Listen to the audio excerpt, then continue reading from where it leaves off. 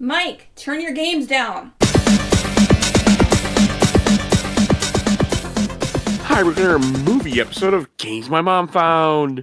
I am Mike Albertin, and who's scared of bats with me tonight? Hey everybody, it's Kenneth Sanity, and I am the devil.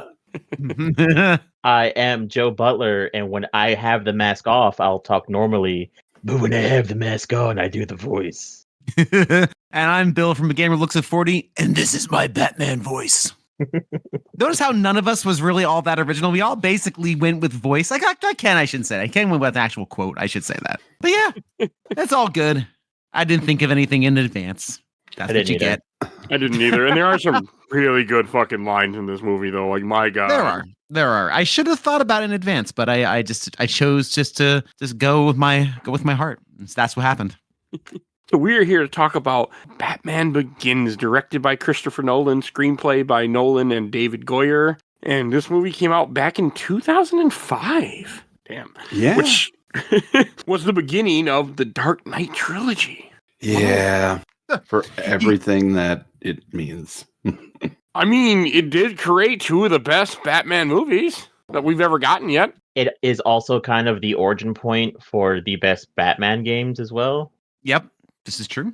You mean Batman Begins for the Xbox? No, fucking Arkham Asylum. I do want to play that Batman Begins game someday. I've heard good things about it. Never played it. It's not horrible. That's what I heard. Yeah, what is it? Weird fact, I'm pretty sure is right. The Arkham Asylum game started off as a Batman Begins game, and then they just made it its own thing. I wouldn't be surprised. No, I wouldn't be either. Well, there's some similarities. For instance, I totally noticed the Wayne logo is the same in this and the Arkham series. Big Trident W. I mean, it could have been just. I mean, this movie does define Batman. Also, like, I think you made a comment like this defines the Batman for an era. Yeah, I'll get in that because I think I made a joke whenever we watched I don't remember what Batman thing we were watching, but I made a comment on how in what's the Batman animated movie, the good one. Which one? There's a few. The ghost one. Oh, Mask of the Phantasm. Yeah, Mask of the Phantasm kind of shows that Bruce is just a white guy who learns how to fight,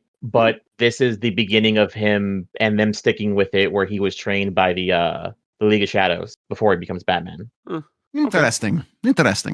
It's a movie. But I would say this is a good movie. And I think before we get into the nuts and bolts of it, I'd like to kind of talk about where Batman movies had been.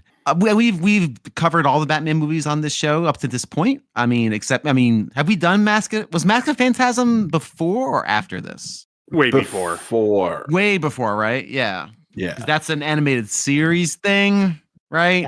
That went to theaters, right? Yep.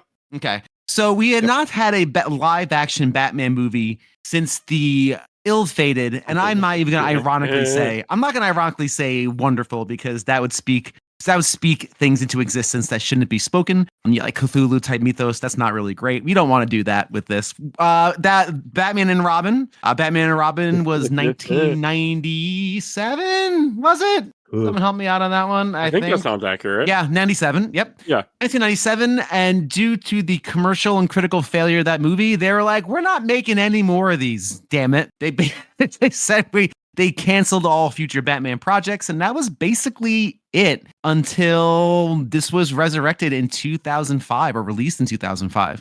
They had kind of given up on it. Christopher Nolan takes it over, and I don't know much of the backstory of that, but he treated it like a real movie. Like, he was there for all 130 days of principal photography and B-lot photography. He treated it like a real movie, and we got Batman Begins, which I think is rather good. Was this before or after Superman Returns? Superman Returns is 07. Interesting. Okay. Right? I want to say Superman Return is definitely after this. I'm Googling quickly. 06. So after this. Okay, interesting. But this is probably in production. I mean, they were trying to get a Superman movie and a Bat movie off the ground for a bit before we finally get this. Yeah. Well, Like between 98 and 2003, they were trying. Okay. And fortunately, the studio did reject a Batman movie by Joss Whedon. Oh. Thank God. Thank God. Good Lord. Imagine that. Oh, but we also didn't get the Sam Raimi Batman, though. I think I'm fine with that, too. But Darkman's so good. Darkman is so good, and that's why it deserves to stay Darkman. Sam Raimi's Darkman is because he was upset that they wouldn't give him Batman and they gave it to Chris Nolan. So he goes, fine, fuck you, I'll make my own Batman movie. And it's a very Sam Raimi superhero movie. I should really watch that and cover that one day. Yes, awesome. Darkman came out in 90. Oof. 99. Yeah, so that, Yeah, Okay. And then he was mad they wouldn't give him the Schumacher then, I guess. probably. Yeah. Well, Schumacher was What? already signed to do a 5th Batman movie. And then Yeah. they're like, oh, Unchained. Unchained. Yeah, imagine that one. Oh, boy. Did they say who the villain would have been? I think they have said a different point. I think it would have been Scarecrow still. It Yeah, was Scarecrow. Yeah, Scarecrow. Yeah. I'm reading this now. See, I should read things before I get onto a podcast and talk about them and, Oh, don't and just feel say bad. nonsense. Yeah, evidently there's lots of attempts. I had Yeah, no idea. they were trying to get something off the ground for a bit, and everything just kept failing until Christopher Nolan ended up getting this. Who was a new director too at the time. He only had, I think, 3 movies and 1 studio movie under his name before this. And Christopher Nolan puts his own twist on this, which I think most people are aware of. I think it's kind of interesting, but it works for these 2 movies and very much not for the 3rd movie, where he wanted to make Batman, but he wanted to have nothing supernatural in his series. Which is cowardly. Let's just say it. Ooh. It's a fucking cowardly move. Mm-hmm. That means Really? you don't have faith in your storytelling abilities, your ability to shoot it. You're just going to drag the established world of Batman down to your level because you don't feel comfortable? Eat dicks. You know, I never really thought about it that way, Ken, but you are right. I remember, like, in 2005 when I saw this movie in theaters, and like, when the time this trilogy came out, I remember thinking about, like, okay, it's cool, you know, it's a real version of Batman, and because they tried to make everything make sense in here that it could be in our world. But as more of a Batman fan, you do bring a good point, because part of Batman is a supernatural. I mean, he does play a part. Like, yeah. we can't have Ra's al Ghul without the fucking Lazarus pits. Like, that's the point. You also kind of whitewash that character on accident. I don't know what accident is the correct word. Yeah, but, I'm about accident. I'm pretty sure that was on purpose. You either like Ken Watanabe wash it or you Liam Neeson wash it. Like there's no winning here. They botched that. Ra's al Ghul is Like- Middle Eastern, isn't he? Yeah. Okay. Mm-hmm. Like, could you imagine this movie with the guy that played Saeed from Lost playing Ra's al Ghul? Oh, That would have been sick. yeah. And See, back when I saw this movie, I didn't even really know who Ra's al Ghul was. Like, he wasn't a character I was familiar with at that time. Even though I had watched the Batman animated series, like I've seen, but I didn't really know who he was. Like, now when I went back and watched the movie, I'm like, man, starting with Ra's al Ghul is kind of a flex. it And was a deep good cut flex, for though. 05. Yeah. No, he Yeah. works. Like, it would have been better if they would have had him come back in the 3rd movie. Yeah. Like, that would have been cool. But no, they kill him in a train wreck. Like, oh god, what is that like? Die It's Hard. like a bitch. So Ken, are you negative on this movie? I'm not negative, but I realized watching this today that I don't feel as passionate about it as I once did, Mhm. because I've seen what it can be. And while yes, that one's a little more realistic, it's less so than this one. Interesting. I like this movie quite a bit. I think it's rather good. I think this is the kind of the Batman movie we needed to kind of get the Batman and Robin taste out of our collective mouths and kind of return it back to some sort of semblance of quality. At the end of the day, this is a very well-made movie. It's a Christopher Nolan movie, so saying it's well-made is kind of hyperbole. Of course, it's well-made. But at the time, Christopher we Nolan knows what he's doing.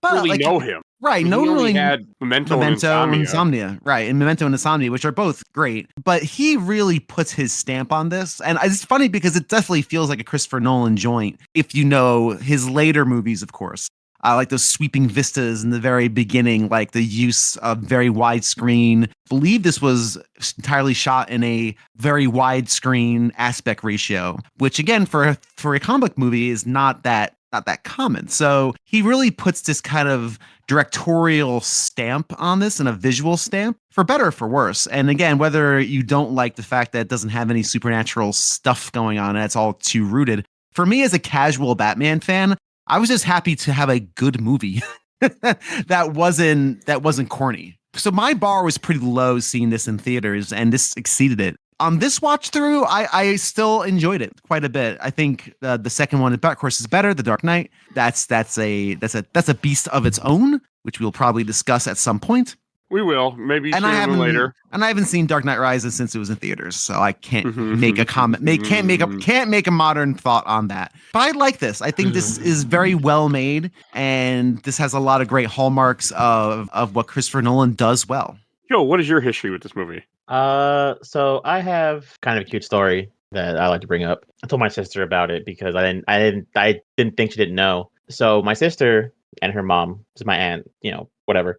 They would go every year to New York, which is going to segue into something even funnier later. They would go to New York every year to go see my aunt's friend. Basically, they went to high school and she moved to New York. And so my aunt and my sister go off, leaving my uncle at home by himself. So every time they went, he would come get me and we'd have like a guys' weekend where he'd watch the game and he'd buy me like a game for my Game Boy and we'd hang out. One of those times he's like, "Hey, is that new Batman movie out?" And I'm like, Yeah, I'm pretty sure it's out. And he's like, "You just want to go see new Batman? I heard Batman's pretty fucking cool. You like Batman, right?" I do. I love Batman. So I was like, "Yeah, I'll go with you." And so we had a really fun night where we went to go see this movie, and it was like all the rage. That's cute. Yeah, that's really cool. What a fun story. Yeah. And Ken, I like it. I saw it in the theater. Like Neat. I didn't really have an expectation for this. Kind of like Bill. Like at the time when I saw Batman and Robin, I was distraught.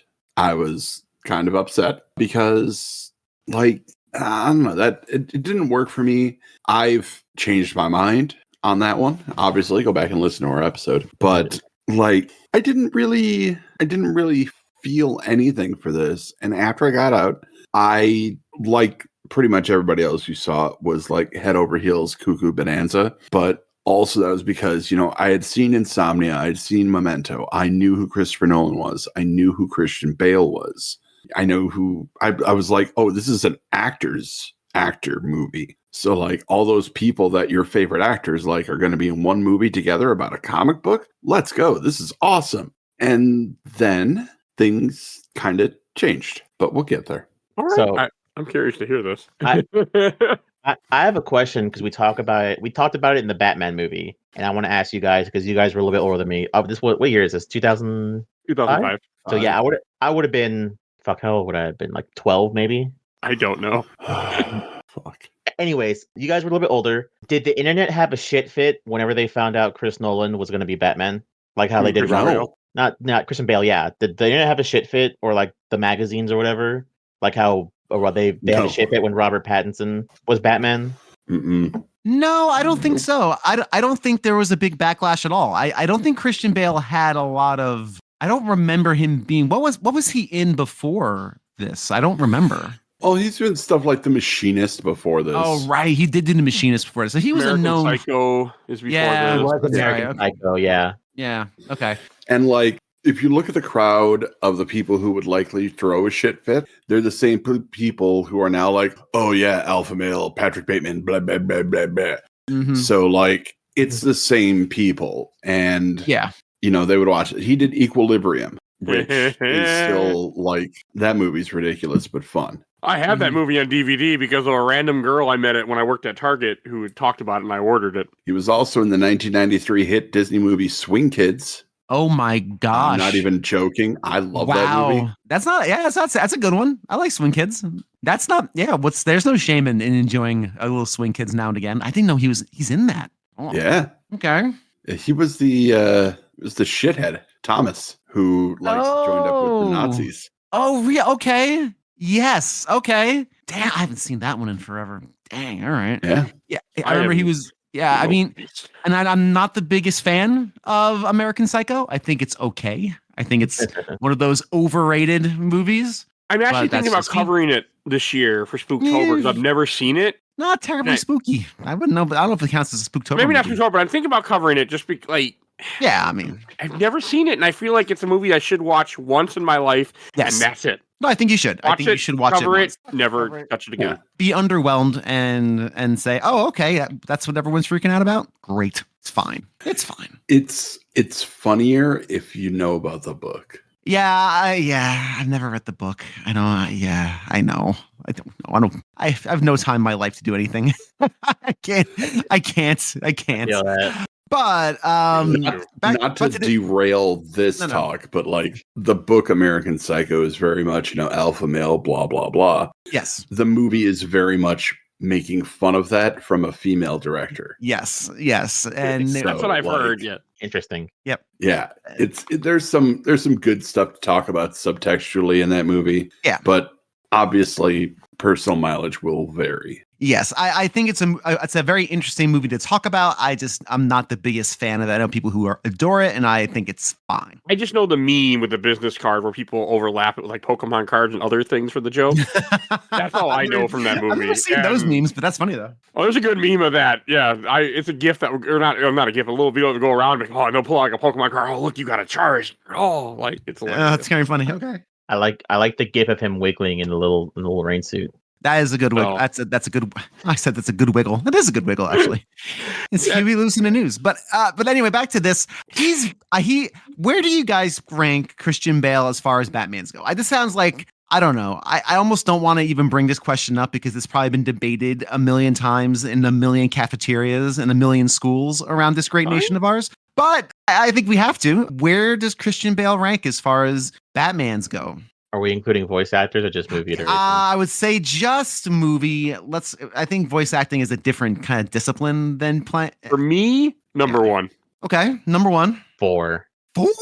Yeah. You have 3 other Batmans that you like more than Christian Bale? Yeah, Adam West. Okay. Adam West is number 1. Number 2 is Robert Pattinson, and number 3 is Ben Affleck. Really?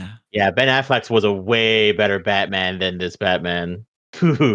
Interesting. If you want to hear me bitch, we can do a review on that movie. Yeah, I will bitch, but you know what? If the only reason I defend that movie is because of that casting choice, and that's it. Okay, Mr. Sanity, what about you, sir?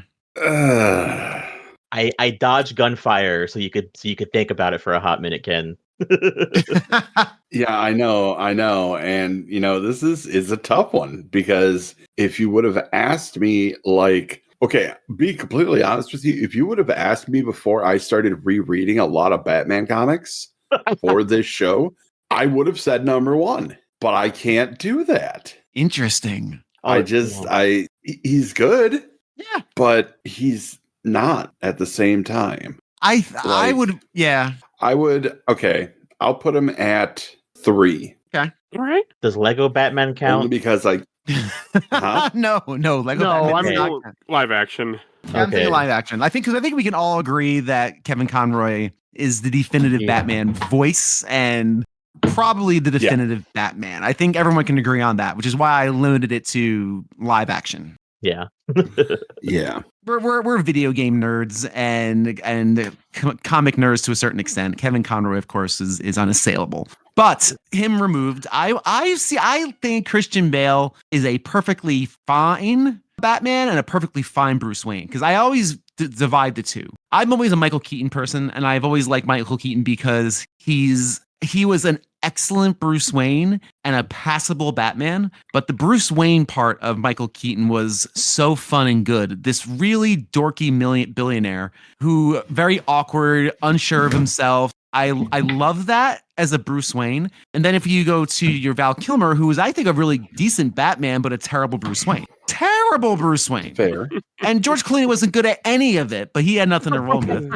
I have not seen the Robert Pattinson Batman. I've been told many times to see it, and I've yet to see it. So if you're going to cover it, I'll wait. Year. Okay, I'll just wait. I'm going to take you first. on a Batman journey between these 3 movies and that movie this year. I will make it happen. Okay, and then I will wait until the phone call comes. But for me, Christian Bale is good. He's kind of like, he's like if the Ninja Turtles, like Leonardo is always like the basic character. Like he's the basic character with the basic stats for everybody. He does everything fine. Nothing is too great or too terrible. He's the Mario in Mario Kart.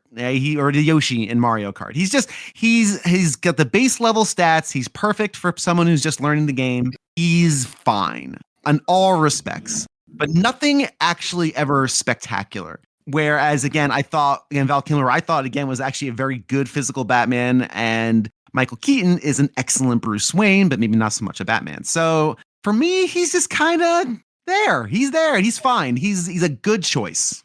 He's an all-around good performer. And I feel like we deserve better than he's fine. Yeah, I know. I agree. But I think it's hard because I wonder then, I really do wonder on Pattinson's performance. I'm curious to see the Batman when that comes around in the cycle. It's good. Yeah, I hear it's people I trust say it's good. So I'm looking forward to it. I had a bad opinion on the recording, but that's why we're redoing it because I don't think I was in the right mindset when I watched that movie. So, and I'm more into Batman since then. But God, those girls got it all wrong. Twilight, Robert Pattinson. Oh my God, gross. Whatever. Fucking Bruce Wayne, Robert Pattinson. Goddamn, as one attractive man. Oh, and before we go any farther, we already have. Ken, do you have a plot outline for this movie? Ooh, it's fucking Batman. Like, no, actually, okay. I didn't have one prepared, but let me whip one up here real quick. All right. Billionaire, philanthropist, playboy Bruce Wayne comes back to Gotham City after years abroad, find his city wrapped in the choking grasp of crime and anguish. He decides to dress up like a rodent to fight crime his way by teaching them the fear and pain that he had to endure as a small child. And some men just won't go to therapy. When I was watching this movie again, I laughed because I know how Ken feels about the pearl necklace that they just love to show off in Batman. And like in this movie, I'm okay with it, but like we never need to see it after this film. It's not as gratuitous in this movie, I will say that. I mean, but like having his parents die in this, to me, makes sense because they're starting a new trilogy. But the fact that we get it, I think, at least one more time in a movie I can think of, I can't remember the Batman, but it's like, I understand, like, you don't need it after this. Like, this can be the one time, the last time, done. We get it 2 more times. We do get it 2 more times. I think the worst part of it is, too, we get the preview of the pearl necklace. When he's like, "You ready to go to the thing, Dad?" And he's like, "Look where I'm going to give your mother a pearl necklace." And I'm like, "God damn it!" Because it isn't. You don't have the dumbest scene with it when it's like falling and the way BVS does it and everything. So I don't know. I like it. I actually really like all the kid stuff in this movie. I think the opening, like when they do the flashbacks throughout this movie, showing how his parents died and how he was scared of bats at the opera and like everything. I think that is really damn good. Like, this movie's 2 hours and 20 minutes. It doesn't feel like it. I watched this movie twice before this recording, and I could have watched it a third time if I had time. Like, I love this film. So I really do. I have a really weird, fucked up tangent. Have any of you guys, other weird childhood story, have any of you guys ever accidentally, like, had your parents accidentally take you, like, "Oh, we really want to go see this movie, but no one can watch the kid, so we have to go take him with us to the movies," and it's like a R movie, and they're like, "Oh, it won't be that bad," and then something weird happens that makes it weird for you and your parent? I was terrified. No, I don't think I had that. No. My wife, when my son was very, very, very, very little, she went to a mommy. She was home on maternity leave. And she took my I think 1 month or 1.5 month old son to see, I think it's Bad Moms or something, or Bad Mothers. One of those bad, like that thing. I forget what it was. And she had no idea what it was about. And of course, it's very R-rated, lots of cussing and this, that, and the other thing.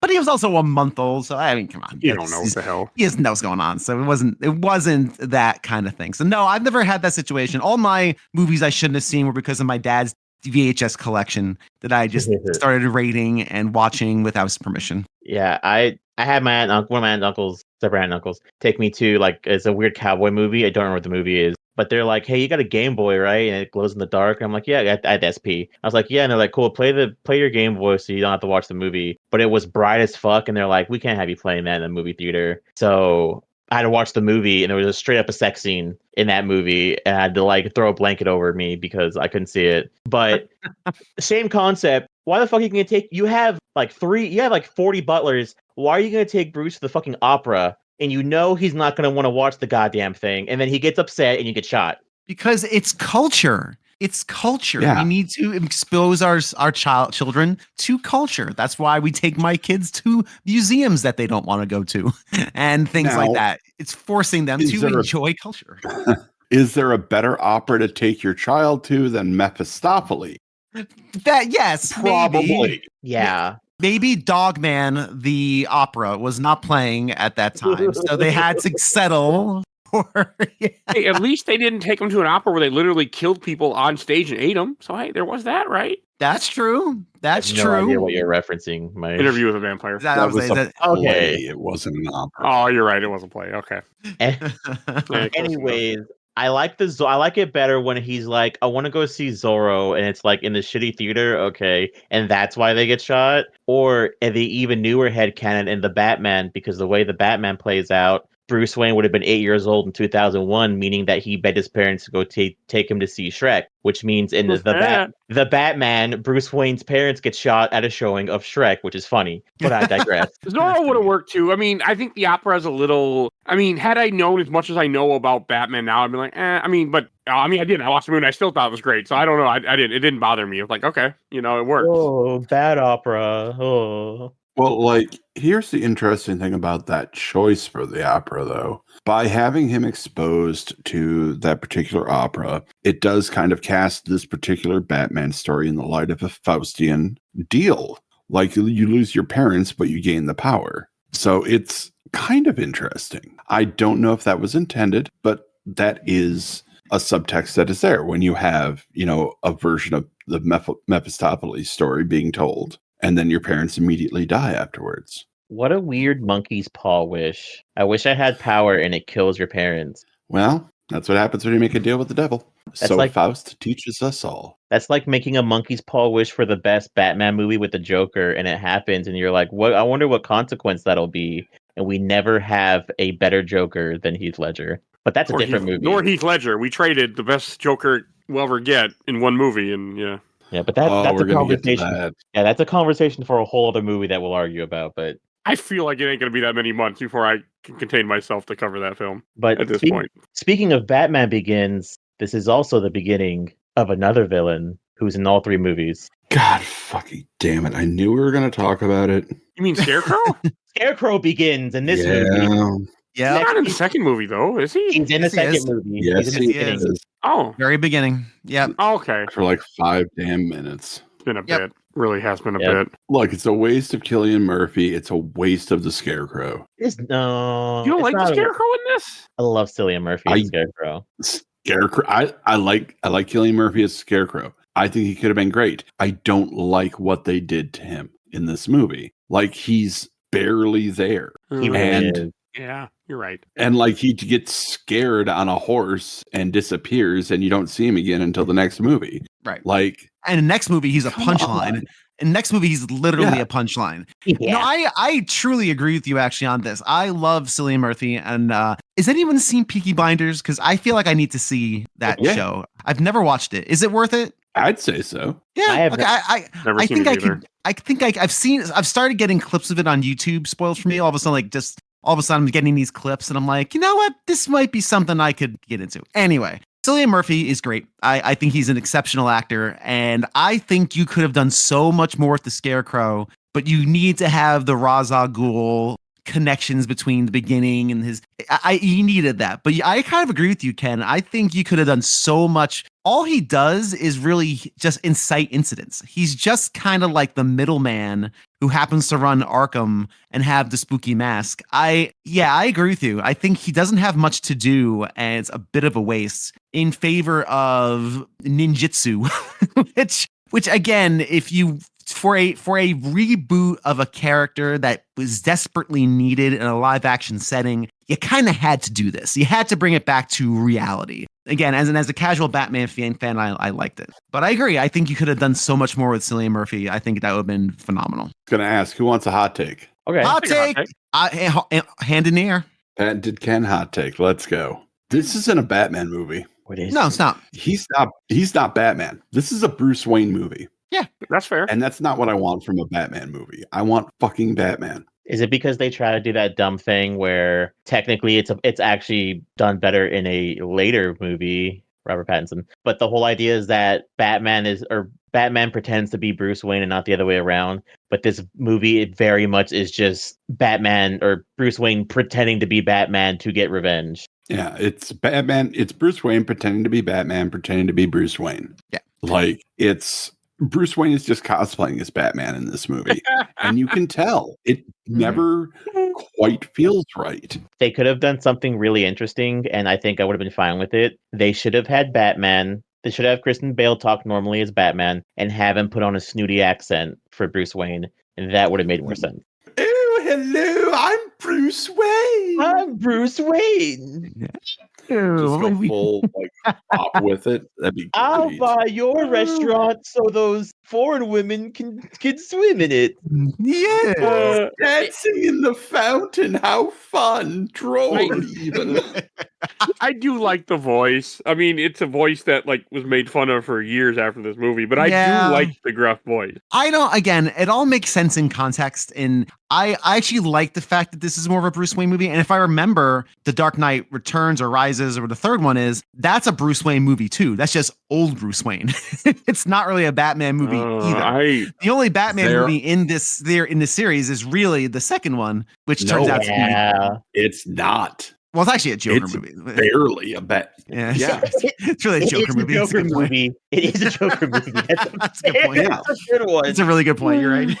And even then, it's not a Batman movie. Again, it's a Bruce Wayne movie. That's the problem that you get when you focus this in reality too much. You have to stick with Bruce Wayne as the audience's perspective character. Right. They can at least kind of understand and empathize with that. You can't understand and empathize with a man who dresses up like a bat unless you start there. Right. You can't get the guy in the bat costume without the tortured psyche and the backstory of which you have to spend quite a bit of time getting. So your contention then, but I don't think you could have done that in 2005. You may be able to do that now. Okay. You think? I think WB was too scared to.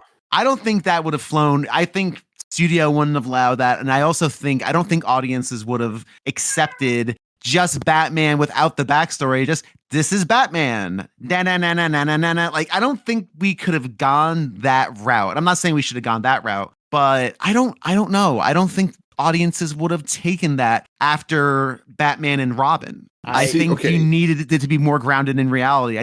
So I think what I'm trying to say is that this movie had to be the way it was to get the franchise back in the good graces of the public. I don't know. Mm-hmm. I feel like Batman is the character that everybody knows. You know how he became Batman. You don't have to spend every movie series showing how it happened. It happened in Batman 89. It happened in Batman Begins. It happens in Batman vs. Superman. It happened again in fucking Justice League. It doesn't happen in the Batman. Okay. Again, I have not seen the Batman, so I don't know, but I can't wait to see it. But look at Spider-Man.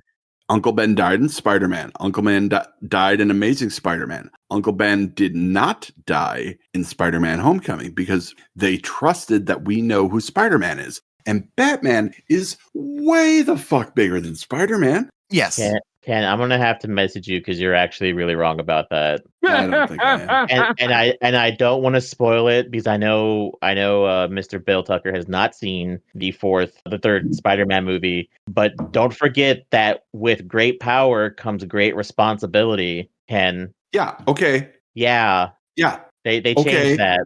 I don't remember what he's talking about either. So I'm still right. Anyway. I will agree you're right because they also technically did the same thing with the Harley Quinn and Suicide movies. Technically, those aren't really real origin movies either, and those movies did kind of okay. Right. So, people know. Trust your audience. It had to be related. It had to be rooted in reality for this specific story. I'll accept that. That's fine. But I don't know. It's just the entire trilogy is more Bruce Wayne focused than Batman. Yes, that is 100% true. That's absolutely. And I don't mind and I guess that's really depends on what you're here for too. I guess I just don't know if I agree. You probably don't need to have again. We don't need to see the pearls fall again, right? We don't need to see that. But I don't know what you would have then if you didn't have that. If that was just assumed. I don't know. It'd be an interesting thought exercise to kind of what kind of story that would be. We'll find out at some point. Yeah, who knows? Yeah. Who knows? So we should continue talking about the cast. Michael Caine is Alfred. He was born to play this part, I think. I think he's great in this, but again, Michael Caine is pretty much good in again most everything he does. You're going He to is hear me really say good that in a this. lot. Yep. I like Again, him as an actor a lot. This was, I think, the first movie I saw with him in it that I remember at least. I might have seen other stuff, but this one stood out. This movie stood out to me in a lot of ways. Because 2000, I graduated in 06, so this would have been I was a junior in high school, or no, late 2005, or I would have been a senior already. So this movie just kind of was a bigger point for me. So more stuff that stuck with me, and I did not watch a lot of movies. So we end up having a really weird balancing scale where this isn't a very good this isn't a very good Batman, or it's an okay Batman, but it's a very good Alfred. And then that kind of goes to Batman versus Superman, where they have a pretty okay Batman and a pretty okay Alfred. The Batman flips that on the scale, because that's a very good Batman. That is an awful Alfred. I'm not even sure if that man's a butler. I'm going to disagree with you there, but we'll save it. Save it for me. Save it for me. Again, yeah, sorry I haven't seen it. And I know we'd probably want to, because it's important to talk about all of them, but yeah. I'll go ahead and mention that because I don't think it comes up in the movie, Bill. The Alfred in The Batman is like an ex-Green Beret, and that's how Bruce knows how to fight in that movie. Yeah, so, that's keeping with comic lore. Yeah, but that's I like comic continuity. I like the idea of like Alfred being like a Vietnam man, and he just knows how to fuck people up for World War II. And then the Alfred who's like, "Oh man, you shot me. Your butler shot me. I'm not allowed to use guns, but he's got free game." I don't know. I really like Alfred in this. I think Michael Caine does an amazing job. I like how much that character is just trying to take care of him at the same time. And like, he's very much his voice of reason in this movie. He's also his father. Pretty much, yes. Yeah, that is his fucking father. Bro, there's a lot of times where, like, it's a bad Batman comic if Alfred is treated like shit. That is that man's father and should not be treated disrespectfully. He doesn't treat him bad, really, in this movie. There's some comics where they treat Alfred bad. Oh, okay. Yeah. So. But like in this movie context, I think he treats him good, and everything with Michael Caine is just like, there's that one line when he picks him up on the airplane. He's like, "Did you tell him I'll come back?" He said, "It would have been hard. It would have been a lot of paperwork because you're dead." So I just like that. He's like, "Good thing I left everything to you." He's like, "Yes, it is." Like, it's just good little stuff. Yep, I think he's great. He's awesome. Let me see. Who else is in this movie? Rutger Hauer. Rutger Hauer is in here for all of 10 minutes. Yep. Which is fine. Yeah. I mean, he would have been a good Lestat in his prime. Yes. Yes, he would have been. Liam Neeson as Ducard / Ra's al Ghul. Where are we on that? Go ahead, Joe. So I have a problem with that I mentioned earlier, because the whole thing we talked about how this is more realistic. The Ra's al Ghul family is supposed to be a Asian descent family, because the way his lore works in the comics is he's an immortal man who has gone through multiple battles, but mostly Asian battles, because he wears Chinese armor but has a katana, and instead they made it the white guy from Star Wars. But before that, they made it the Japanese guy from a lot of things.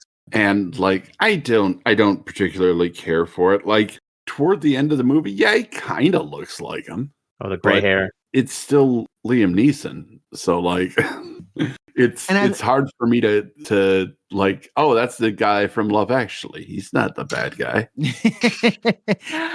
As a Batman casual who had never heard of Ra's al Ghul before this movie, I thought it was fine. I like Liam Neeson as an actor. I think he has a presence. I think he can play both sides of that villain coin very well. And early on, he is kind of that surrogate father that Alfred always should have been for Bruce.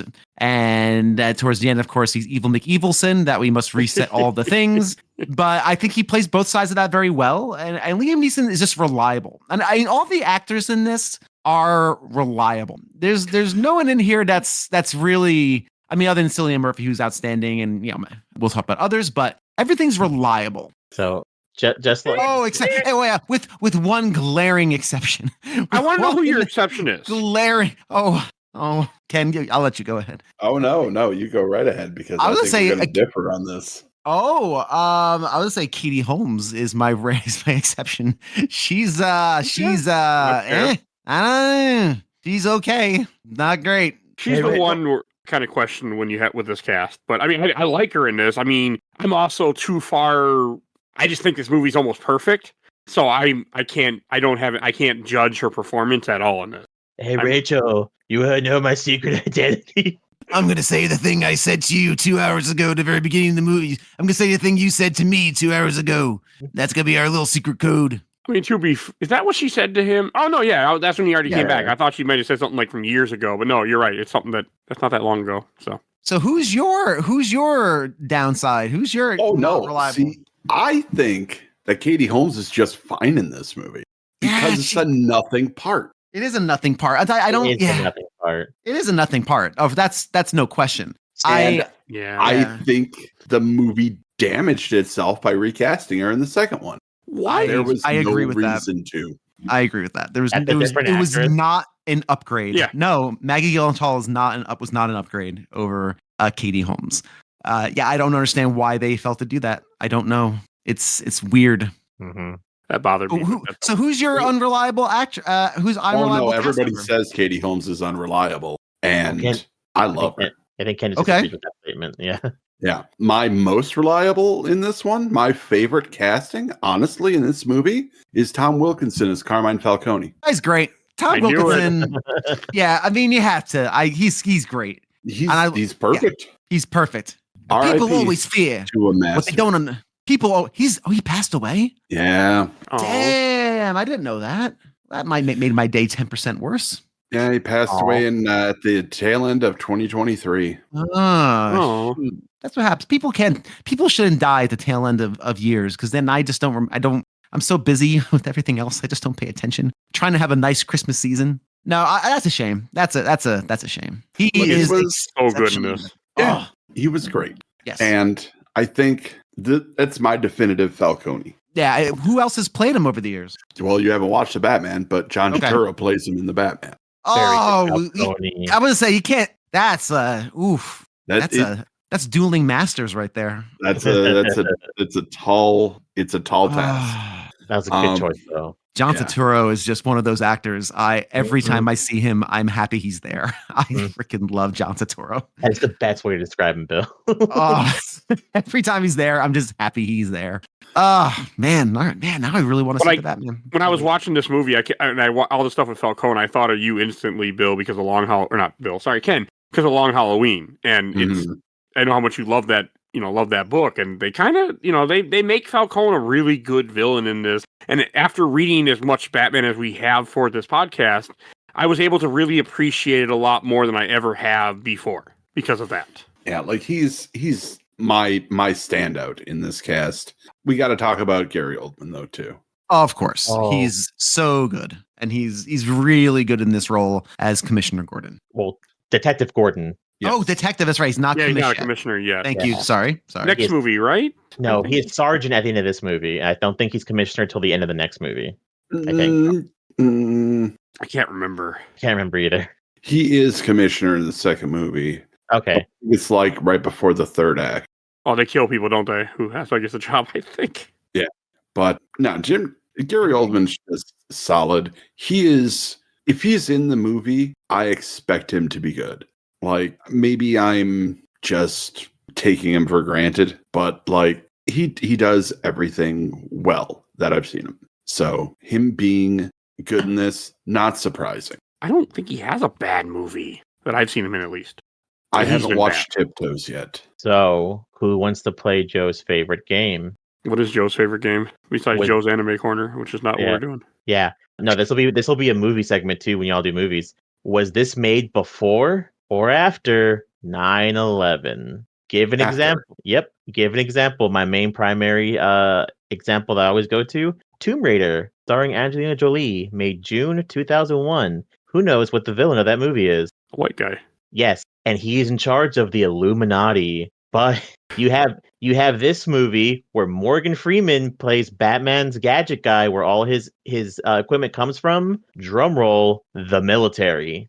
Oh, I know where you're going with this. Yep, you always got to have that military push somewhere in this movie, and that's why Batman drives a fucking tank and has bulletproof armor. Both make sense though for Batman, but yes. No, because the way I get it from is this movie also really militarized a lot of Batman comics and stuff going on. Because originally, even like, give an example, Batman, the animated series, he's just a dude running around in a suit. In the comics, Yeah, technically the only thing from the comics, which Ken probably knows what I'm talking about, the only thing that technically armor he has is the Batman symbol, which in canon he melts down from the gun that shoots his parent. Yep.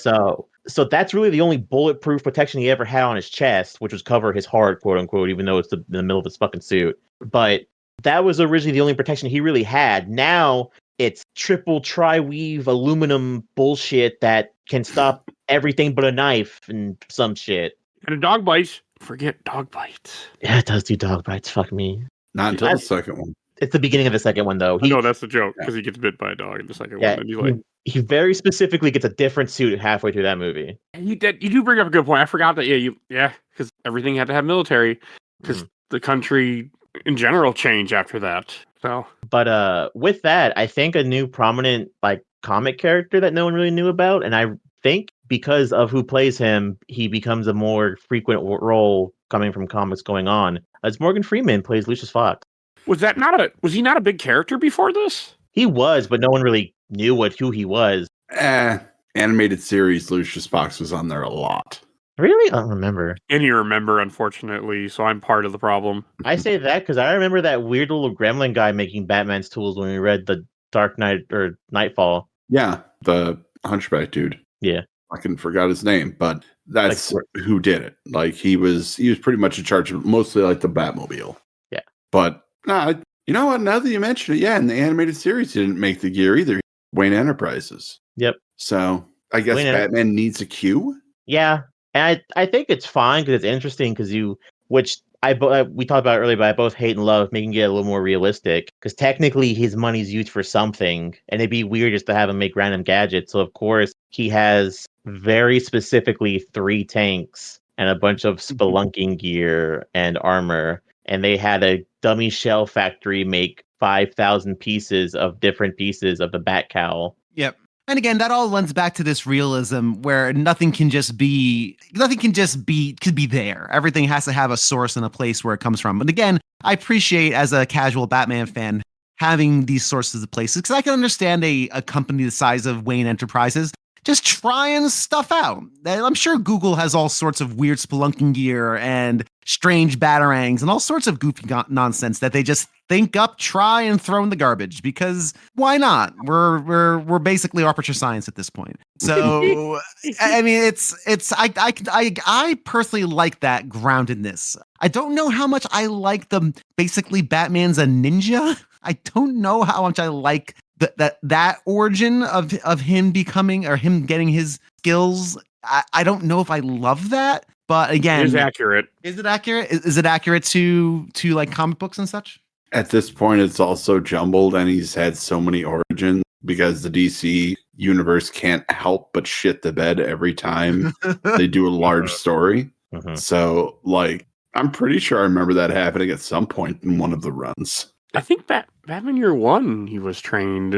I can't remember. We did Batman Year One, which is what this movie is based heavily on, but I can't remember. We've done the movie too. We done the movie, not the comic. Give an example of how fucked Batman lore is, Bill. If you were to ask me what the age difference is between each of Batman's 5 Robins, I couldn't fucking tell you because it changes every fucking arc. Oh, really? Yeah. Okay. Interesting. Also, Batgirl's story changes every arc. Sometimes she's in a wheelchair, sometimes she's not, sometimes she used to be in a wheelchair. That one's a little different, though. Yeah. She never should have been put in a wheelchair in canon, but that's me. I thought it was fine. Actions have consequences. Yes, but I don't know. You don't want to get me started. It goes into a tangent that both the third Batman movie, which we're not talking about, and Batman Arkham Knight dive into, which is what happens when you're no longer feared and everyone treats you like a hero. I digress about that right now. Now we're talking about the beginning. Yes. The beginning of a man flying around in a fucking rubber suit. I don't know. I really like the fact that he gets all his equipment from Fox. I think all that is really good in this movie. I think my 2005 brain's like, yeah, that makes sense. And I was watching this in 2025, and I'm like, yeah, 2025 brain likes it too. So it worked for me. I like the idea of a company spending money, creating something, and go, no, we're done. we're just going to shelve that we spent all this money on and forget about it. Like that seems like a very company thing. Like what Bill said, Google does it all the time and with stuff that we even know about. Yep. Hey, remember this Google Glass that we spent millions on? We're done with that. Hey, remember the Google email? We're done with that. Like, it's just Google. What the Stadia, anybody? Yeah. It fits corporations. They do it all the time. They spend, look at GameStop. They spent all that money on NFTs at one point. As soon as that went belly up, like, oh, we're gone. We never did that. And then they go and blame DEI on why they're failing. Not that we're stupid. No. So, God, you might as well pull a baseball bat and hit me across the face. I'm like, God damn, that was a lot of info. But it just kind of shows you, like, it fits that the corporations do shit like this all the time. So it's so believable, especially in military contracts. I'm sure there's tons of shit that somebody's like, we're not spending that much money on this. Yep. Oh. Indeed. You were in the military for a little while, Joe. Like, I'm sure that's accurate. Yeah, they took half my uniform whenever I quit. I went to go back to go get it. They told me to fuck off. And I was like, okay. Why? Because they sell it. Oh. Yeah. You know how much give an example. People are crazy for the military. This movie proves it. How many dudes go out there and use like, I can't believe I got my income tax. Should I get stuff to fix my house? Or should I get actual night vision goggles? Or a stock that makes my gun automatic? Or the putty stuff that you can use to make C4? Well, you could just make that. Yeah, I know. Who the f is making stuff to make C4? What do you need C4 for? Don't ask questions, Mike. Okay. According to the news, a gender reveal party. It's soup for my family. Okay. I take it people blew stuff up. Yeah. Oh, grim. There's a river that's forever ruined because a family dumped blue dye into it. And they're like, did you fucking dump blue dye to a river for a gender reveal party? Yeah, why? You're fucking up the ecosystem. Oh, well, isn't that just grand? Why can't we just do a simple balloon? Or how about this? We just have an envelope and go, okay, like, or better not. Just don't even do it. Yeah, how about maybe not be weird about, kids? Yeah. I don't know. That kind of comes with having kids, apparently, in this country, especially. Pretty fucking stupid. I don't know. It is. Speaking of gender reveal, this movie has a weird plan that's revealed. I'm trying to segue back. Oh, nicely done. It is a little convoluted. It's a little convoluted, this plan. I don't find it convoluted. Oh, it's not convoluted. It's not convoluted it's not convoluted in a explanation. It's just convoluted in steps. They really go through a lot. The criminals in this really go a long way to cause this cataclysm, this Gotham destroying event, which is basically let Gotham tear itself apart through fear. They have to do a lot. There's a lot of legwork in this. Bill, it's an original Batman 60s joke. Scarecrow and Ra's al Ghul poisoned the water supply. Yes, it is. Basically, yes, exactly right. As it goes, they poison the water supply slowly. They steal a military water evaporator, which could be the most ghoulish weapon I can think of. Hey, let's, instead of like fighting our enemies conventional ways, bullets and bombs and such, let's just starve them to death by drying out their water supply and removing the one thing they need to survive. Like, that is the most end times ghoulish thing. It's not as like. So I have issues. I've been watching a lot of documentaries about old wars. Yeah, that's not a new thing.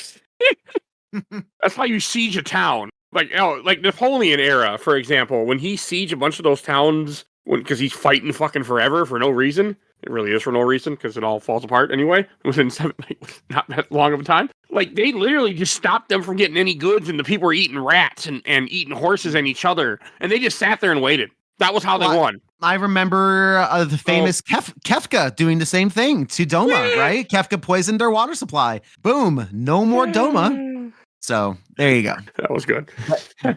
Back in my day, we used to rub shit on our weapons to make sure that when you got hit, you died from sepsis. Now you got your big speakers that shoot radio waves that make your organs explode.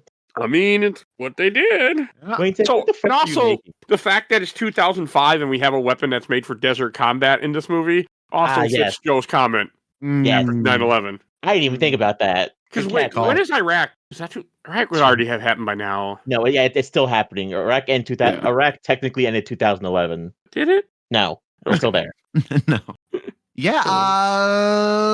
Yeah. So I mean, I'm sorry. I'm trying to get us back, and I'm tired today. I don't have a good. I'm tired too. Oh, we talked about Morgan Freeman. Yes. Let's see who we haven't. I guess there wasn't really much to say about Rutger Hauer other than he plays another villain in this movie. Essentially, he was in it. He's there. I like him in this. I just do. I like that actor. What are we talking about? Rutger Hauer. He plays the CEO villain. Oh, okay.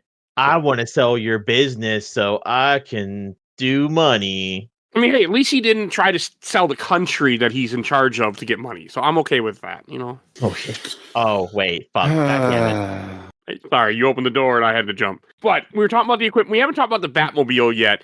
I feel like in 2005, I might have been against this Batmobile just because, like, you love the Tumbler though now. Oh, it's great. I really like it. It's the most ridiculous. All of Batman's tech comes from really dumb military ideas, which is really, really fun. I'm not saying that a super soldier suit isn't dumb, but the Tumbler is the epitome of, hey, let's build this giant tank that makes temporary bridges. What? That doesn't sound like a good use of government funds, but it makes for a really fun Batmobile.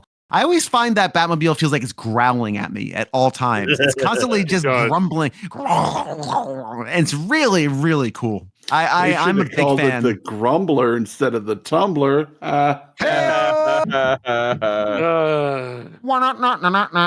Oh, well done. Yeah, the Grumbler, the Tumbler, regardless, I think it's great.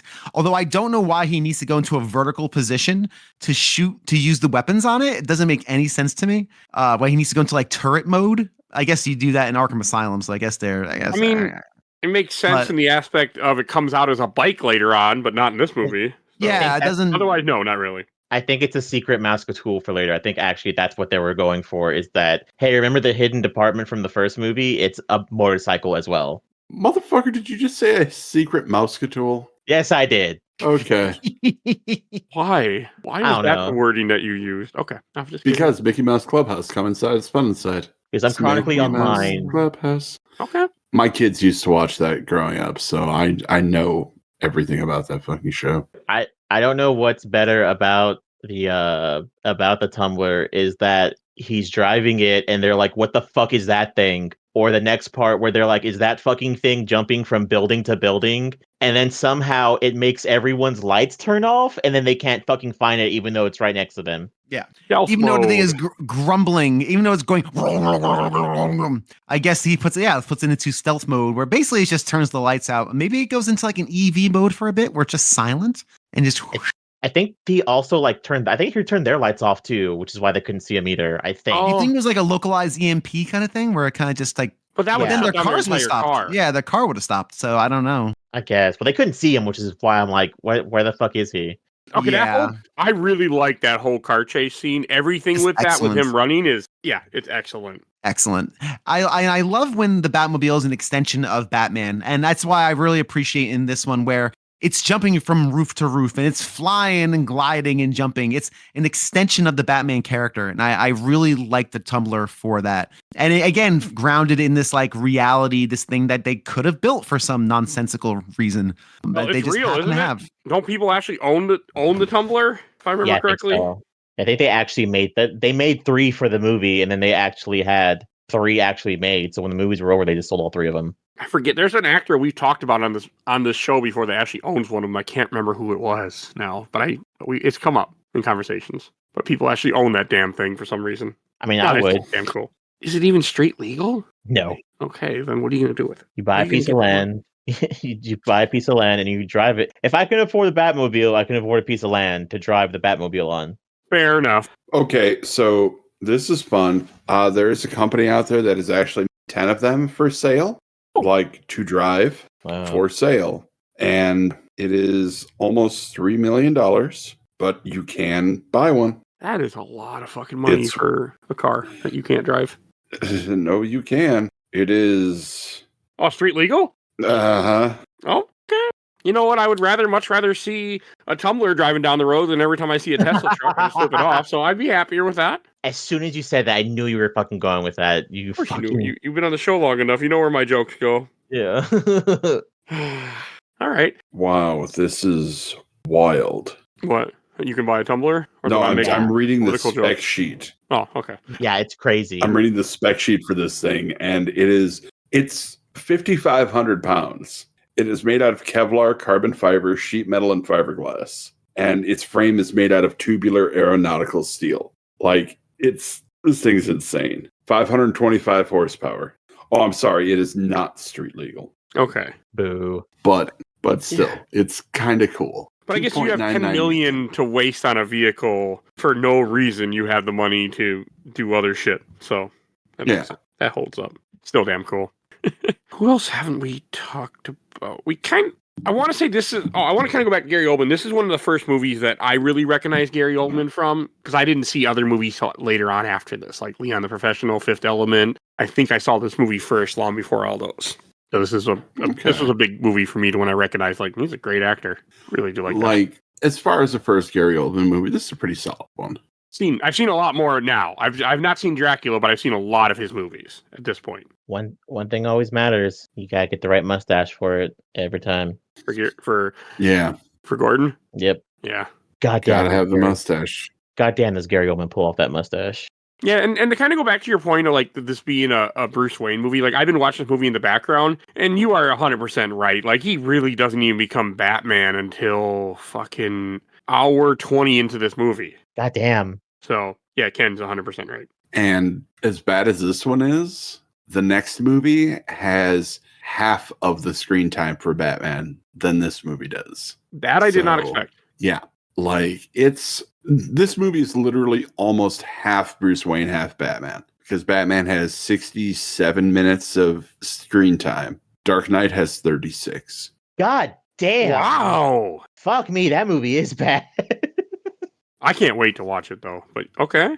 Yeah, so, like, it's a Bruce Wayne movie. And to some extent, all of the Batman movies so far have been a Bruce Wayne movie. And I don't know, like, the comics don't concentrate on Bruce Wayne that much because he's never really Bruce Wayne. He's Batman, just without the costume. Fair enough. So, like, I don't know.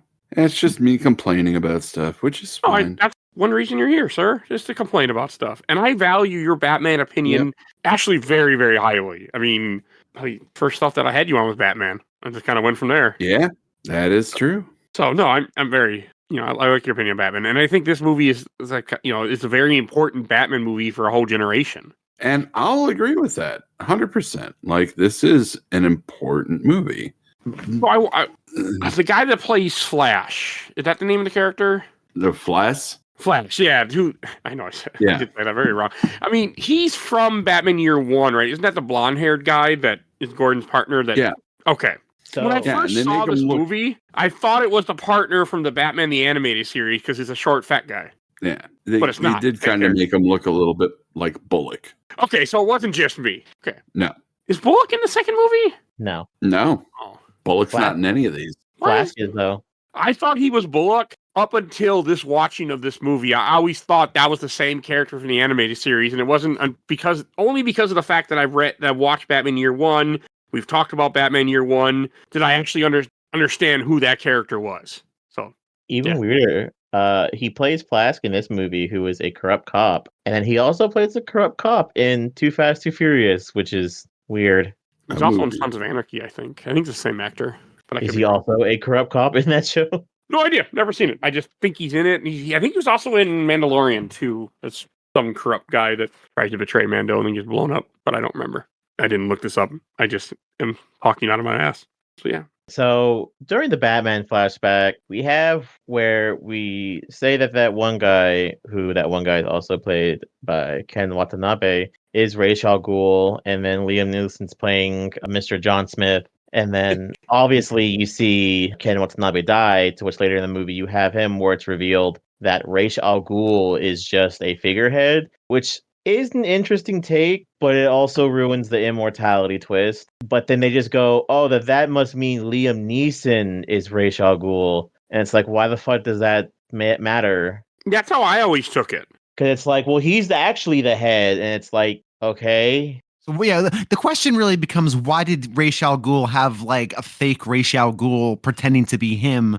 Why? I never realized for the longest time that Liam Neeson, I knew he was Ra's al Ghul, but I didn't realize, for some reason my brain refused to accept the idiocy that is, hey, we have a fake Ra's al Ghul that I have who just hangs out. He's like the figurehead. He's the guy that the tourists go to see when they want to see Ra's al Ghul. He's not the real Ra's al Ghul. He's the one that we said to the tourists, you see, that when they come and the bus and they all take pictures, we can't have them taking pictures of the real Ra's al Ghul. We have this, like, the one they expect them to look like, the real mystical looking guy.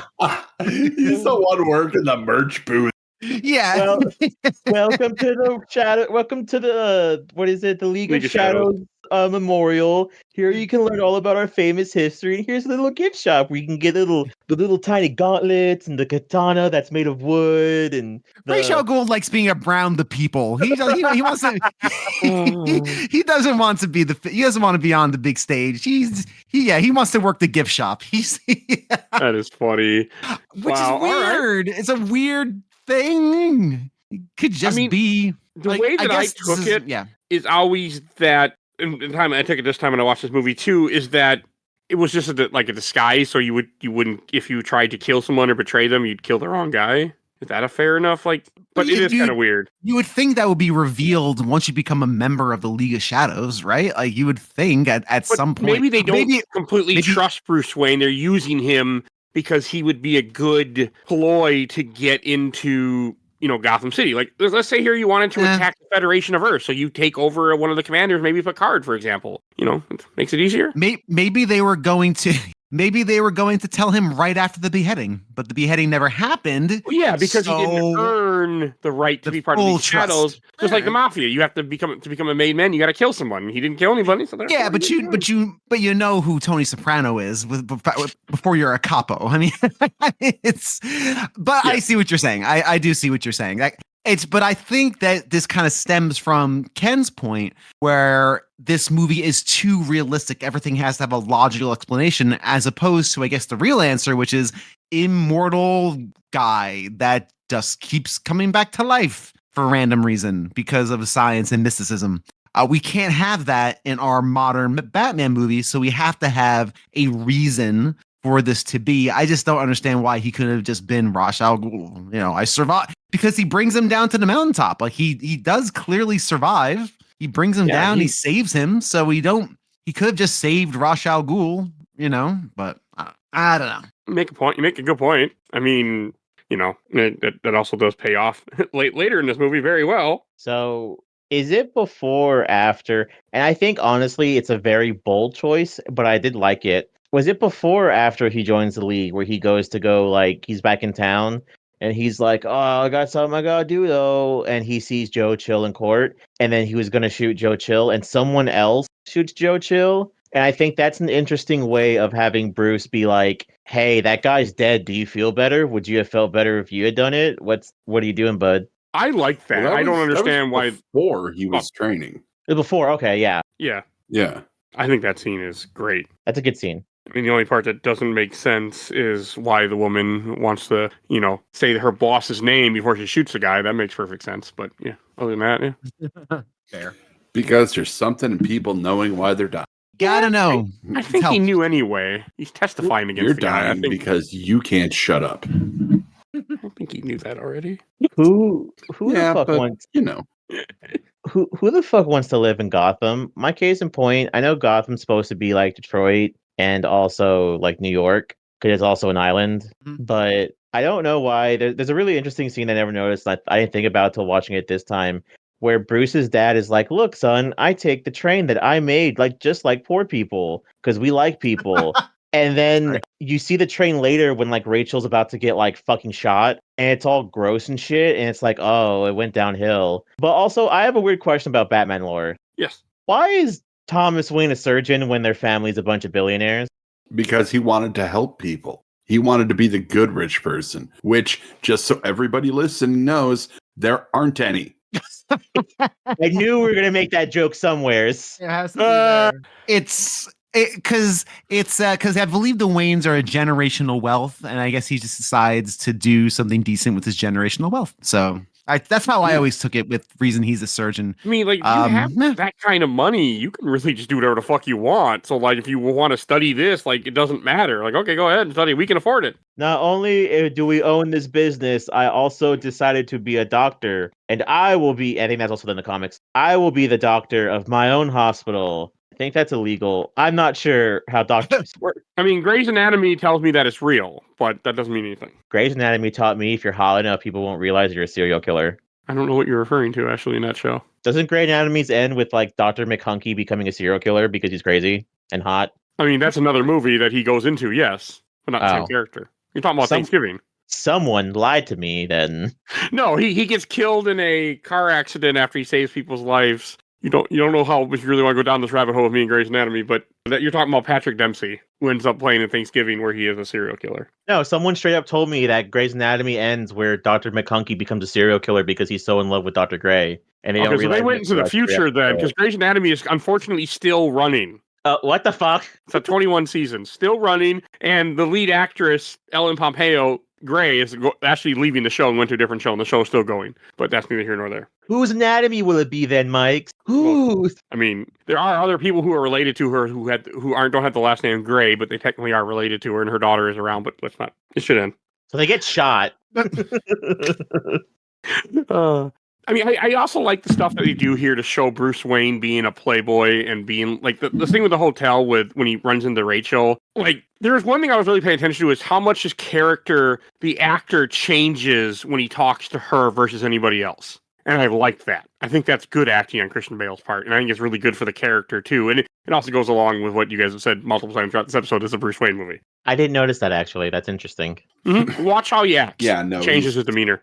He's just like, hey, Rachel. Like, he gets kind of bashful. And, like, he acts like a whipped puppy. Because she's like, you're a piece of shit because you have money and you're out here acting like an asshole. He's like, yeah, I am a piece of shit. You're right, Rachel. I'm not very good. I'm going to become a Batman. What was that verse? Nothing. But that's why I think as the Bruce Waynes of the series go, he's a pretty good Bruce Wayne in that he's always, and wow. Okay. Speaking, well, sorry. Woo. First time on a podcast? Yeah, first time. That's first time on microphone. I'm sorry. Towards the end of the movie, she tells him, which I don't really love the ending of this movie. Like, I think, by the way, you haven't asked me if it was their smooch was earned. I say, where are you going to? It is not. It's not. I don't think it's earned at all. I think it's completely hammered in for no damn reason. I think it's not earned in the slightest. I don't care how long they've been friends. She says that this is your mask. Like, she kind of touches his face and says, "This is your mask." You know, your real face is the one that's scaring criminals all over Gotham. I kind of like that line. I don't know if I love that ending, but again, it really points to this being a Bruce Wayne movie as opposed to a Batman movie. I mean, she's right. And that's something that's mentioned in a lot of other Batman things that when I first saw this, it's not something that I would have ever caught. I mean, I caught it this time because I am well educated now in Batman, but like that's something that made no sense to me back then. I also wanted to say I never appreciated Cillian Murphy's acting really in this movie until this watching. Like, I'm also, because like you guys are right though, he is a really good actor, and he does not get enough Scarecrow in this because he only really puts on the mask 3 or 4 times, barely. Like, there isn't much he does. I also get your complaint, and Scarecrow is one of Ken's favorite characters of Batman. So one of my favorites. I also forget that because sadly this movie ends where he gets tased in the balls and he screams like a girl. He gets tased in the face, I thought. There's a joke, but yeah, he gets tased in the face and screams like a girl and then rides off in the distance on a horse. And we never see him again. Why is he except for the beginning of the second movie, yeah. It's just weird. Sleepy Hollow. That's why he's on a horse. Oh, maybe I should see that movie one day, huh? It's a movie. Okay, so at one point I wanted to do more Tim Burton movies, and I did a couple Tim Burton movies, and I decided I didn't want to do more Tim Burton movies. So yeah, that's fair. No, see, you see Sleepy Hollow, and then you forget that the Headless Horseman is fucking what the fuck is his name? Johnny Depp. Christopher Walken. Oh. and then you watch that whole movie, and his head grows back, and it's Christopher Walken with demon teeth, very fake, sharp teeth, and you go, "Oh, maybe this was a bad choice." And does he stop and go, "Hey, No, I he have just a reason I'm here to tell you something." no Something like worse. He doesn't have any lines in that movie. He just screams. that. Why do you hire Christopher Walken if you aren't going to have him talk? Because he looks like Christopher fucking Walken. Yes, exactly. Okay. There you go. There you go. All right. So, like, I think eventually the whole big point of this movie is that they're poisoning the water supply. We kind of said earlier, but I wanted to make the Woody joke. I don't know. I mean, it's all right. Like, the whole idea is that they're going to take train and then drive a train to the center of the city, then use the freaking the water diffuser thing and then poison everybody so everyone kills each other. I mean, I think it makes sense for what they're trying to do. They're trying to prove that people are evil. I mean, it doesn't exactly prove it because people are on hallucinogenics in this case, but it works. I don't know. I don't mind the it's plot. Goofy. It's goofy. It's a really goofy plan. And again, they go through really great lengths. The League of Shadows doesn't do anything efficiently. They are not the League of Efficiency. They are the League of, we are playing the long game. And when I mean long, we're playing the long game. That is fair to them as a group, I want to say. Is it though? Because I don't know. When your leader's immortal, all you know is the long game. Fair. But the leader's not immortal in this, no, but he should be. Yeah, that's right. The leader's not immortal. The leader is the guy at the snack bar who's filling up the ices, and that's who the leader is in reality. Yep. Not the actor playing, the stereotypical mystical guy. I forgot something that we didn't even touch on. Right. And we talked about how much of a waste it was Murphy to scare. Fine. There was an even bigger waste in this movie. Oh, I know what you're going to say. Mr. Zaz. Yep. In literally one scene. Two, sir. He's in two, sir. Yep. You see him leave his cell, and that's it. And no, you see him at the end. He threatens Katie Holmes. You know who threatens Katie Holmes? Is that Zaz? Yeah. Okay. Yeah. I didn't realize. Like in the SWAT uniform. Yeah. Okay. Wait, no, not in the SWAT uniform. No, he's in the orange jumpsuit. He's in the orange jumpsuit at the end. Yeah, at the end when right, the kid. Yeah, when she's trying to protect the kid. Yeah. So I had no idea who that character was at all when I saw this movie back in 2005. I actually was introduced to that character where I understood who he was in Arkham Asylum. That's my first appreciation of said character. Same. Yeah, I never knew who he was until Arkham Asylum. Yeah. He's also in all three games. Yeah. I've always liked Zaz as a character. Well, that's because was he in Long Halloween? No. Remember. Everybody's in fucking Long Halloween, I swear, but no, he's done interesting stuff. Yeah, he's a very good Batman villain. It's kind of like the idea of having Two-Face. Oh, hello, Victor Zaz. Are you going to kill people? Yeah. Cut your face. Now you got to go find someone to kill. Bye. Or, just like Two-Face, you just have, the coin magnet. So when he flips the coin, you pull the coin into your magnet hand so you can't see what it is. Here's a bunch of coins. Or here's a bunch of coins. Oh, God. How were you killed? He threw a bunch of coins and I got upset. And I got confused. I got a little confused. Oops. Couldn't just found another coin and marked it up. No. It has to be that one. Oh, boy. But I still like Batman Forever. Damn it. I like that movie. But seeing that, they don't do enough with Zaz. They just use the name to use the name. And that is a big character but maybe at the time he wasn't known outside of comic readers. Yeah, I don't think anyone outside of comic readers. Yeah, go ahead. You want a realistic character? How more realistic can you get than a serial killer? Yeah, just a crazy dude. Yeah. Just fucking use him. God damn. Sure, why they don't? Well, I mean, they did in Birds of Prey, the Harley Quinn movie. Oh, that's such a good version of his character. It is interesting. We need to cover that movie. I know we said that multiple times in this years now. It is an interesting movie, but that is a waste. And I feel like Ra's al Ghul just dying in a train wreck, also a waste. He is the Moriarty to Batman's Holmes. He is. Yeah, it's interesting. And I don't know enough about Sherlock Holmes. He doesn't do anything. Everybody else does stuff around him. That's interesting. That's a good point. He's just kind of there. It's frustrating. You could have replaced Ra's al Ghul with anybody. That's how generic this plan is. Oh, that's fair enough. I mean, maybe he just... I think... Is Ra's al Ghul even in Batman Year One? I can't remember. No. Okay, yeah, then you could have just went wherever. I mean, I like it, but you bring up a good point. No, you're supposed to do Batman Year One as the best, which honestly probably would work better as the thing that we saw in the animated movie where he's fighting the fucking mafia instead of weird criminals And the cops. and the cops. That would have been fine because he was fighting the mafia in here until he wasn't. Yeah. Well, he stops him, and I guess that was the end of it. I'm going to give the mafia boss a bad trip, and then I'm going to give Batman's girlfriend a bad trip, and then she's going to have a bad trip while he's driving like fucking 300 miles an hour. And he's dressed as a big bat. Okay, that scene when Scarecrow gets gassed and Batman's interrogating him and his face, that is a good scene, though. That is a good scene. And that is all Cillian Murphy being amazing. I thought you said bats. And I like where he's like, Dr. Crane's not here right now, but if you want to make an appointment, like, I like, that is good. He's having a blast with that role. And I wish we could have gotten more out of it. It would have been cool. Yeah. I agree. I do like what we got, but it would have been cool. And then eventually, the way he kills Ra's al Ghul, I mean, I think it's kind of cool where he partners with, the whole thing, partners with Commissioner Gordon to have Gordon blow up the bridge with the train on, and he makes the train so it can't stop, and then...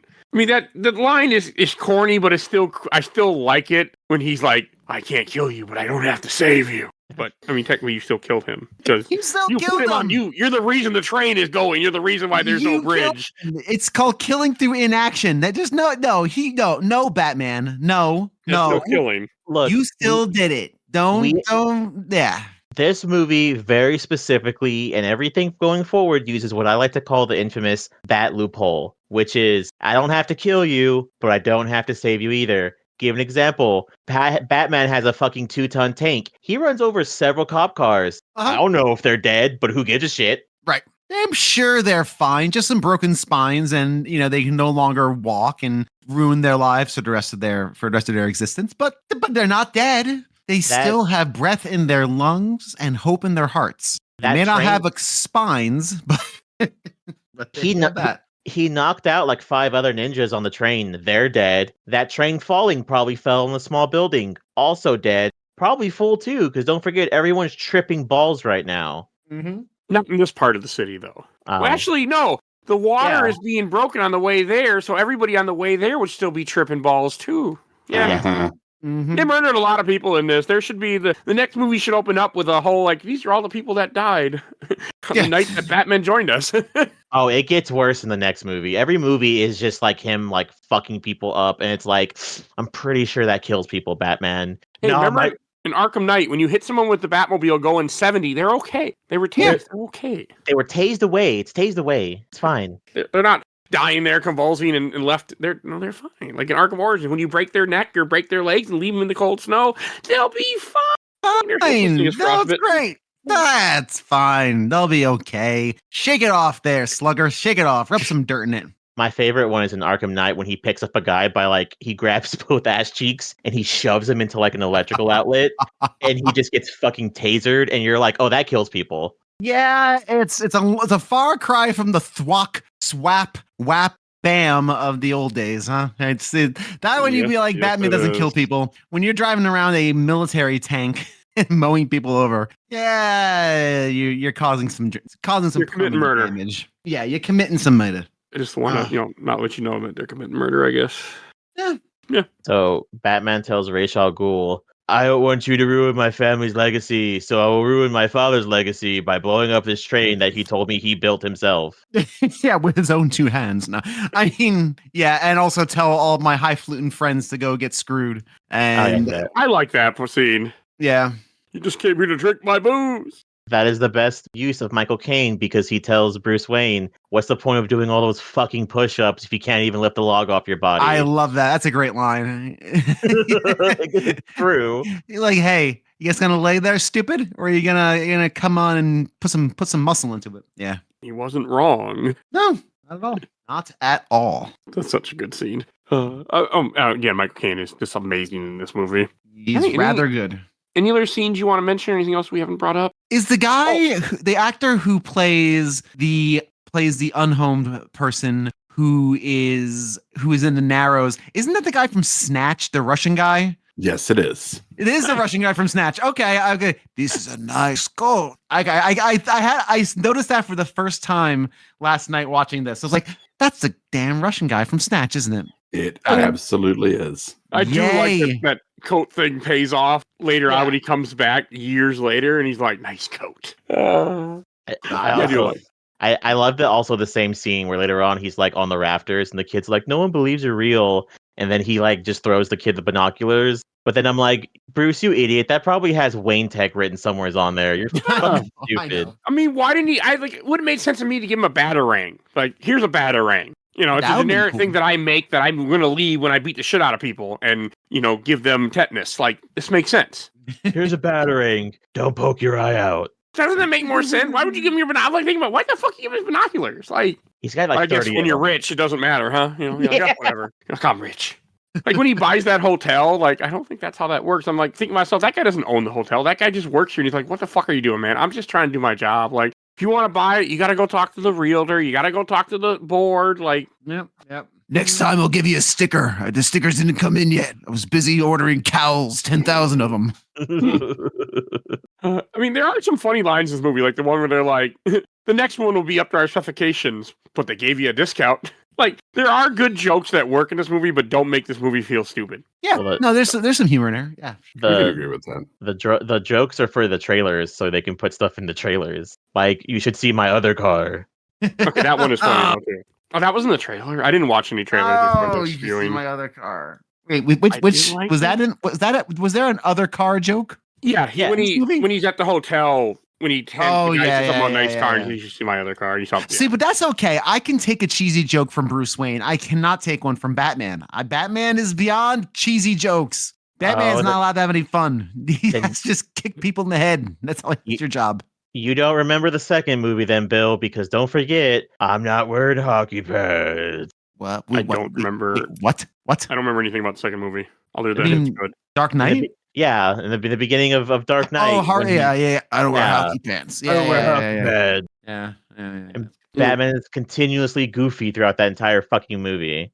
I'm so enamored with Joker. It's as Ken rightly said, the second movie is a Joker movie. So I mean, it's Batman's almost kind of irrelevant in that movie, which is great for theming and great for storytelling, but I guess not if you're a Batman fan.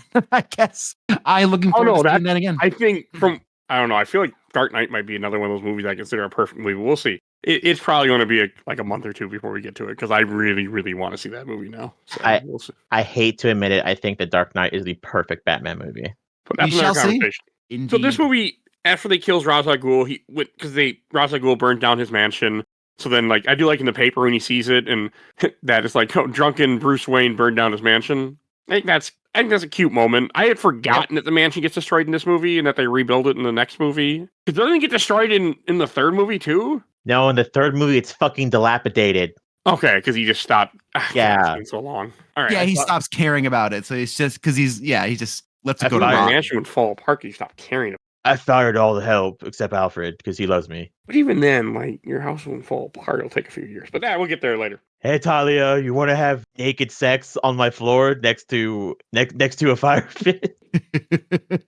Oh, I'm gonna have issues when we get to that movie. I'm sure it's not gonna be. Oh, we're gonna make fun of that movie the whole time. I suggest we drink before that. We'll see.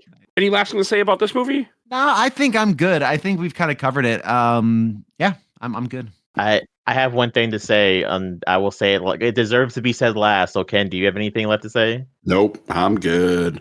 Then I can't believe we all forgot about the stinger of, hey, this guy's been leaving his calling card around. Oh, yeah. I came for the theatrics, just like you. I didn't forget. I chose not to remember. What's worse is I was watching that movie as a kid, and my uncle leaned over to me, and he's like, "Is that the Joker?" And I legit was so hyped. I was like, "I don't know." Oh, that's great. It is a cool, like, stinger, especially when these weren't a thing at the time as much. I mean, not like what they are now for comic book movies. Yeah, because I think 2005 it would have been. I mean, I'm sure a lot of movies, have something that will lead to a sequel that, never happens because they don't get money. But I don't know. I remember in 2005 being like, oh, that's damn cool. And when I watched this the 2 times before this viewing or this recording, I thought it was cool too. I think this is the existence of the first Stinger, because technically I don't think any of the Spider-Man movies have one. Other than Mary Jane's a bitch. There's that, the end of the first Spider-Man movie. Oh yeah, it gets worse in the second. It gets worse in the second and third. I need to cover those movies, that trilogy too, but that'll happen at some point. Batman. Yeah, this is Batman year. Good. You're the Batman. So, Indeed. All right, I guess we should go to Shelf Stacker Box. And Bill, why don't you lead us in? You know, I'm between a shelf and a stack. I am going to, oh man, ask me at the end of this, because I believe the 3 movies in this trilogy really should be considered one work, if nothing else. And as a work, I think it belongs on a shelf. I think as a standalone movie, though, I think I would still put this on the shelf, but barely. It barely squeaks on, and it really depends on if I have to take anything off the shelf to make room for it, then it's going to go very high on a stack. I will say shelf for this, because I think it is a very successful Bruce Wayne movie and a pretty good Batman movie. It does a lot of things right. It's got some flaws. It's got some questionable performances. But at the end of the day, this is the movie we needed in 2005 to get Batman and Robin out of our collective mouths. So, and it still holds up as a good time.